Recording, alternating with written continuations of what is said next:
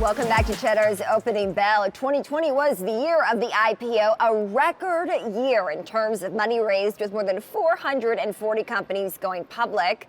However, only 5 of those companies were founded and led by women. The stats point to a larger issue of gender inequality in the business world.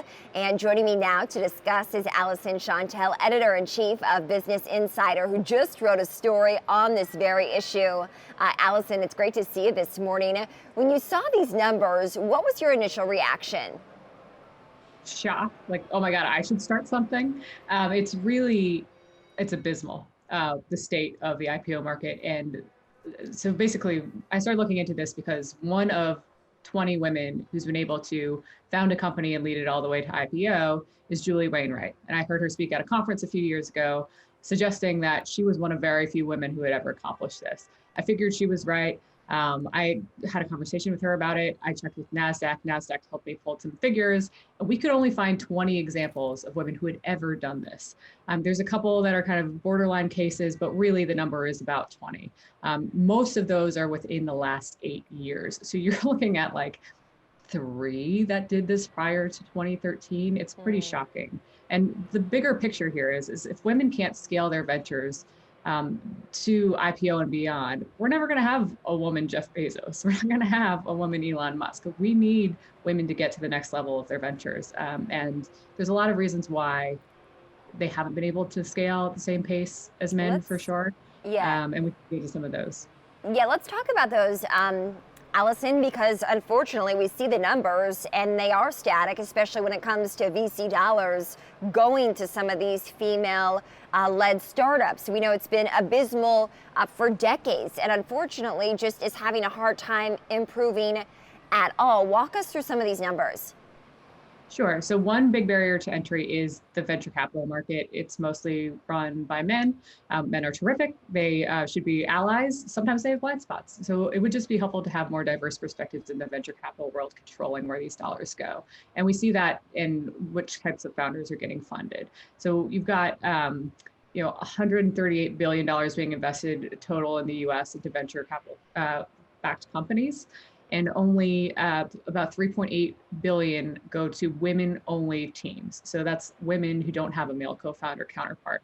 When you include a male co-founder in the mix, that number jumps to about 14% of all venture dollars in the US going to women and men-led teams. But for women only, it's a mere 2.7%.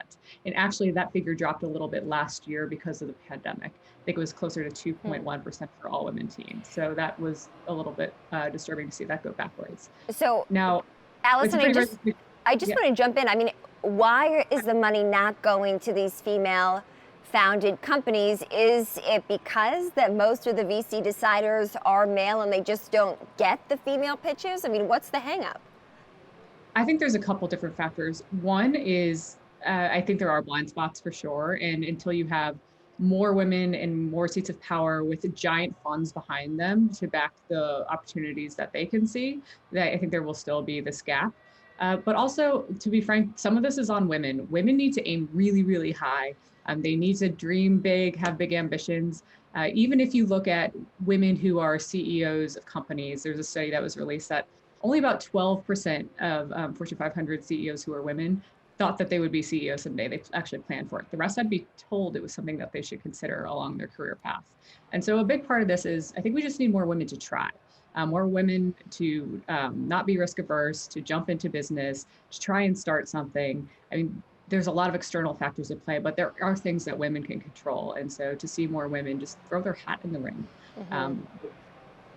And of course, allies in the corporate world from males, very important. Also at home, obviously, that's very important as well, to have a male partner at home if you are living with one, who does support you as well, I'm sure, Alyson. So talk to us about the pipeline.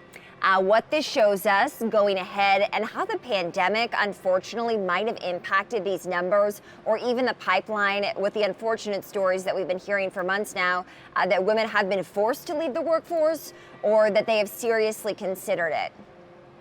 Yeah, so there's a bunch of factors there. First off, completely agree that for women to be supported in this, they need to have a partner who supports them as well. Sheryl Sandberg famously said, the most important career decision you can make is who you marry, and I subscribe to that as well. But just in general, when we're looking at what the pandemic has done to the workforce, we're seeing about 20% of people who have families have at least considered stepping back from their jobs. I know people personally who never ever imagined giving up their careers, considering it over this last year. And then when you look at the ratio of what's happened to women-led businesses versus men-led businesses, more women-led businesses have had to shut down in the early stages of the pandemic. And more women founders are also having to take on more care responsibilities at home, just by the historical nature of roles in the household. And so you're seeing a lot pulling against the trends. And one study even found that about 25 years of progress women have made in the workplace could have been erased by the pandemic. So, a little bit yet to be determined, but it's been a bad year. It certainly has been. Alyson, it's always good to see you, though. Thank you for shining a light on this. We like to do that in the early morning hours of Cheddar as well. And hopefully we can at least use it as some inspiration and encouragement to keep going. Thank you.